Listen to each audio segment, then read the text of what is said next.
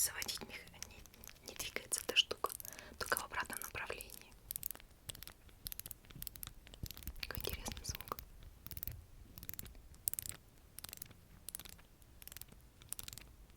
Вот такие вот столетней давности часы. Эти штуки стали уже какие-то коричнево-желтыми, хотя они были беленькие в свое время. Очередной раритет.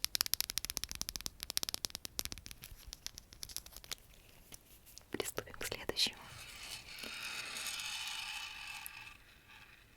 Я дико извиняюсь сразу за этот звук. Он не вполне АСМРный. Но это такая игра, я постараюсь тихонечко ее показать. Вот такая игра уже древняя, не знаю, лет 40 ей точно есть. Это еще мой старший брат не играл. Поэтому ей тоже около 40 лет. И здесь задача состоит в том, чтобы вот эти шарики вот по очереди загнать все в серединку. Скажу я вам, это у меня это ни разу не получилось. Но это не так сложно, я просто в нее мало играла. Вот, потому что были тетрисы, они не такие раритетные, это совсем вообще глубокий СССР. Вот так вот мы забавлялись не за компьютерами и не за телефонами, а вот с такими игрушками.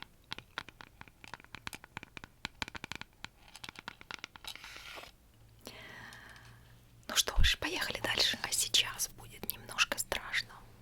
Так что особо впечатлительных попрошу подготовиться или смотреть в полглаза. Советские игрушки — это то еще зрелище некоторые, поэтому я предупреждаю. Опа! Ну как страшно. Такой хоррор АСМР. Это такой...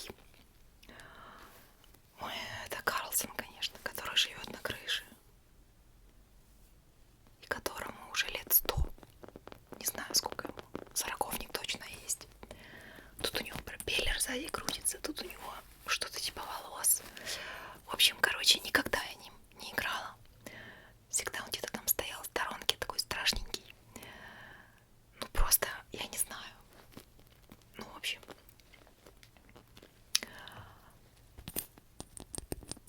Я не очень представляю, как можно было ним играть. И некоторые дети его реально боялись. Когда в садике в группе показывали Карлсонов. Еще был гном такой тоже, с такой шляпой. В общем, страшный. Жуть. И вот такие вот игрушки были в нашем тяжелом детстве. Да, у кого был такой, можете тоже написать, как вам с ним было играть. Играли вообще. Так что вот такой страшненький. Страшненький Карлсон, который живет на крыше. Игрушек у меня с тех времен еще осталось некоторое количество. Покажу вам такого же немножко страшненького, старенького чебурашку. Те, кто не из стран бывшего СССР, наверное, и не знают, что это за зверь такой. Я тоже не знаю, что это за зверь такой, к какому виду его отнести. Вот, но вот такой вот был друг крокодила Гены.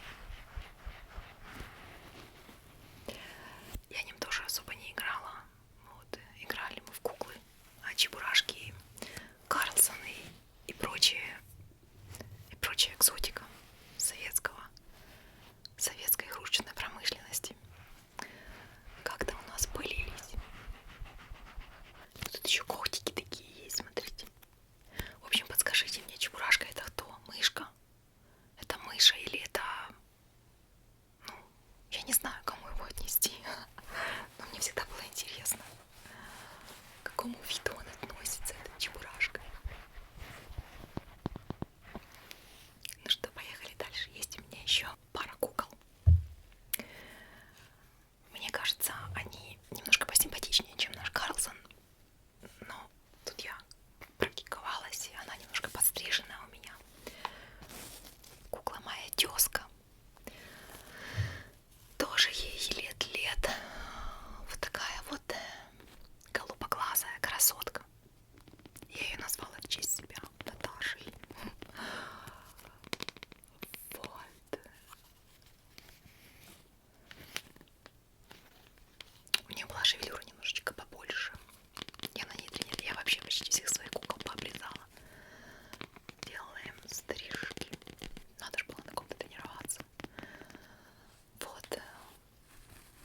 ваши волосы уже как вата.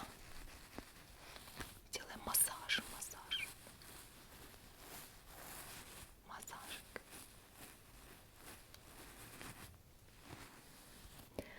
Да, вот такая вот Натали. С соломенными волосами. Голубоглазая. Вот. Ой. Был еще Тетрис, потом игрушка там, где волк ловит яйца, но это уже более современные такие. Они уже появились где-то в начале 90-х, наверное. Да, где-то вот в эти времена. А это все куклы все-таки начало 80-х. Да, где-то так. Ну, середина 80-х тоже, но где-то так близко. Вот, не могу сказать, что они совсем уж древние, запачканы чем-то. Вот, и еще одна кукла есть гораздо больше. Я всегда просила большую коляску у мамы, такую, знаете, с капюшоном, такую огромную. Она очень похожа была на настоящую, а мне всегда в очередной раз дарили куклу, потому что коляска это была крайне дефицитна и стоила каких-то баснословных денег, несколько зарплат просто обычных рабочих людей. Поэтому мне ее купили, но немножко в другом виде. Она была гораздо меньше, но я была довольна. Так вот, вот очередная красавица. У нее, правда, практически сразу перестал открываться один глаз. Вот. Так вот он вроде бы держится. Вот, это типа была тоже швея. Я так поняла, она в костюмчике швеи. Она, когда была еще только куплена, она говорила: мама. Да, такая была. Этой куклой я много играла. Шуба, по-моему, тут с другой куклы какой-то. Точно не помню. По-моему, это с другой. А может, это и родная ее, не знаю. Вот такая вот красотка. Тоже с такой небольшой паклей. Но ее я почти не стригла. У нее изначально такие волосы не подходили мне для практики. О, у нее тоже глаз открыт, видите? Ради вас она глаз прямо открыла. Обычно он вообще все время закрыт. Вот такая кукла. Ну такая тяжеленькая, достаточно качественная. У нее такая резиновая голова. Руки тоже резиновые. А вот ножки уже пластиковые. Такая качественная. Были куклы не очень, но у меня было очень много кукол на резинках. У них руки были. И у них все руки вот так болтаться начинали. С этой куклой такого нет. Обожала не играть. Вот беру ее и прямо как будто всей жизни и не было. Возвращаясь туда, в детство. Это замечательно. У нас тогда не было никаких гаджетов, никаких телефонов, ничего, ни компьютеров. Играли в квача сутками, в куклы, друг к дружку ходили, домики строили, мебель делали. Да, это сейчас, конечно, уже давно другие поколения, другое детство. Ну что, у меня есть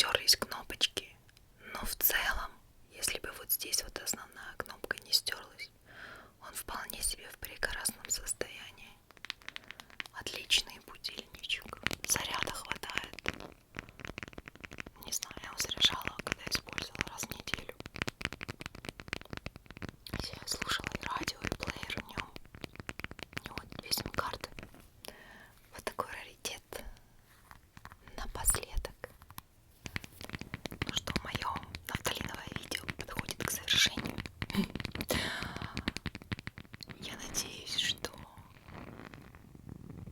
молодежи это было любопытно посмотреть не на современные Барби, а на такие древние куколки, которым лет 30-40, а некоторым 50.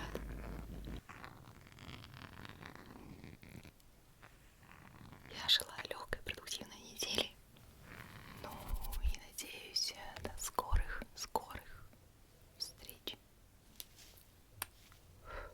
Пока.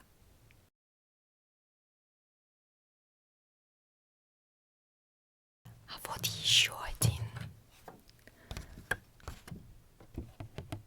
раритет. Черно-белый. Это я собственной персоной много-много лет назад. Ну, в смысле, чуть больше 18. Вот. Не знаю, видно вам, отсвечиваю.